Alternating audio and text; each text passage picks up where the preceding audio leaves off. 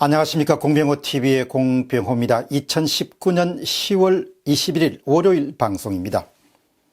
이마트에서 큰 변화가 일어나고 있습니다. 전기 인사를 2개월 앞둔 시점에 2014년부터 6년 동안 이마트를 이끌어왔던 이갑수 사장, 올해 62세입니다.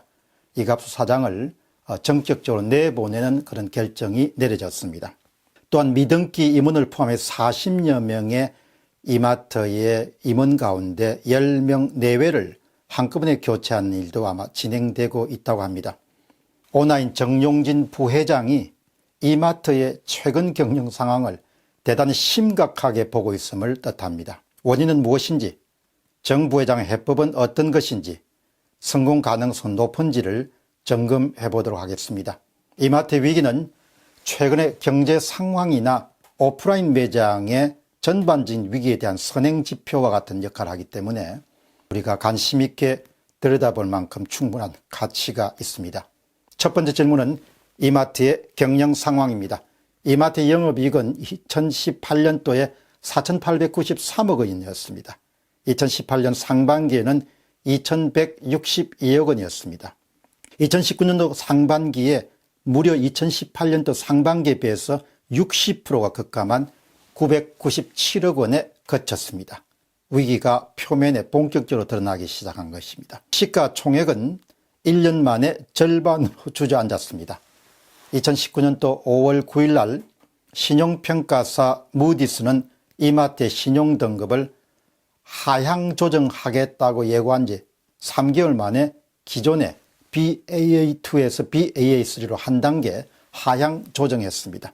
무디스가 추정한 기업의 가치를 나타내는 아주 대표적인 지표인 EBIT, 이자 및 세전 영업이익은 현재 2%대에 머물고 있습니다. 2018년까지는 3.4%대였습니다. 따라서 1년 만에 1.4% 빠진 겁니다. 무디스는 이마트가 2, 3년간 계속해서 2%대를 유지할 수밖에 없을 것이다, 그렇게 전망하고 있습니다. 2019년도 1분기에는 742억 원을 기록했습니다. 전년 대비 51.6%가 감소한 영업이익입니다.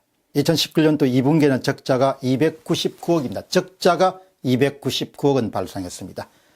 1993년 창사 이래로 최초의 적자입니다. 2019년도 3분기에도 적자 규모는 두 자리 숫자를 기록할 것으로 예상하고 있습니다. 시장의 애널리스트들은 대략 24에서 81% 정도가 감소할 것이다, 그렇게 전망하고 있습니다. 참고로 이마트는 트레이드 클럽, 일렉트록마트, 부츠, 신세계푸드 등 계열사를 갖고 있습니다. 자, 두 번째 질문입니다. 이마트의 위기, 원인과 진단입니다. 원인은 상당히 복합적입니다. 따라서 이마트의 위기를 복합위기다, 이렇게 정의할 수가 있습니다. 구체적으로 원인은 다음과 같습니다.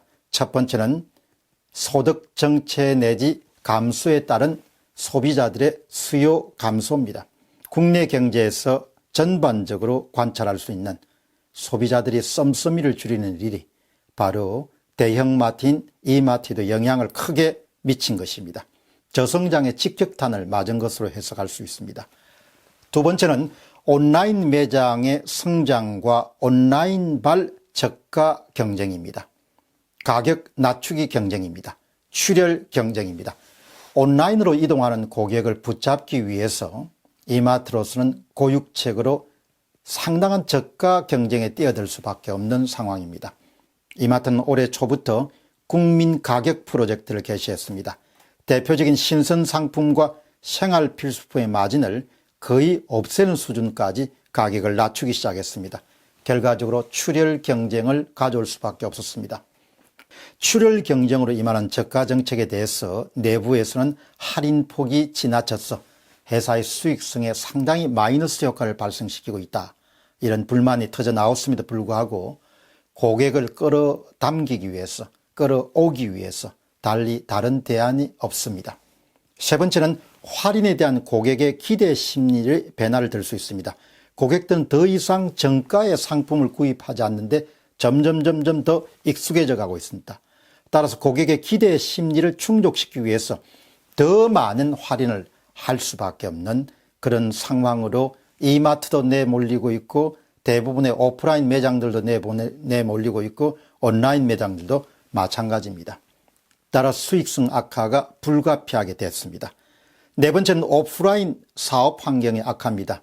부동산 보유세가 증가하고 영업일수 규제가 계속되고 매장 확장에 대한 규제가 더해지고 최저임금이 인상되고 비정규직을 정규직으로 전환시킴으로써 인건비 부담이 늘어나고 있습니다.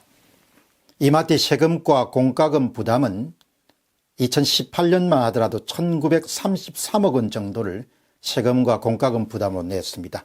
이번에는 공시지가가 인상됨에 따라서 자산 가치는 늘어나지만 2019년도에 추가적으로 100억 정도를 부담할 수밖에 없는 그런 상황이 왔습니다. 마지막 질문으로 진단과 전망입니다. 이마트의 위기는 장기 불황과 오프라인 사업의 위기가 합쳐진 일종의 근본 위기, 복합 위기에 해당한다. 그렇게 볼 수 있습니다. 근본 위기라는 것은 달리 이야기하면 구조적 위기다. 이렇게 볼 수 있겠습니다. 이마트를 이끌고 있는 오나는 성장 시대와 오프라인 주도 시대에 익숙한 전문 경영인들의 체제로서 근본적이고 구조적인 위기를 탈출하는 것이 불가능하다고 판단했다고 봅니다. 따라서 내부에서는 오나처럼 근본 위기로 인지하는 사람들은 그렇게 다수는 여전히 아닙니다. 너무나 오랫동안 고성장을 지속해왔기 때문입니다. 따라서 탈출구, 출구를 찾는 데 있어서 정용진 부회장은 이마트 내부에서 최고 경영자를 임명하지 않고 외부에서 완전히 새로운 시각과 경험을 가진 인물을 구원투수로 전격 투입하기로 결정했습니다. 그러나 현재 위기는 장기 불황 플러스 오프라인 사업으로의 고객 이동과 맞물린 일종의 구조적인 위기고 근본적인 위기이기 때문에 외부에서 영입된 구원투수가 과연 오나가 기대하는 성과를 낼 수 있을지는 여전히 의문문을 갖고 있습니다. 1993년 창사 이래로 고속성장을 지속해온 이마트의 근본 위기, 구조적 위기는 지금 대한민국의 대다수 기업들이 직면하고 있는 위기와 맥을 같이 한다. 이렇게 볼 수 있겠습니다. 공병호TV의 공병호였습니다. 감사합니다.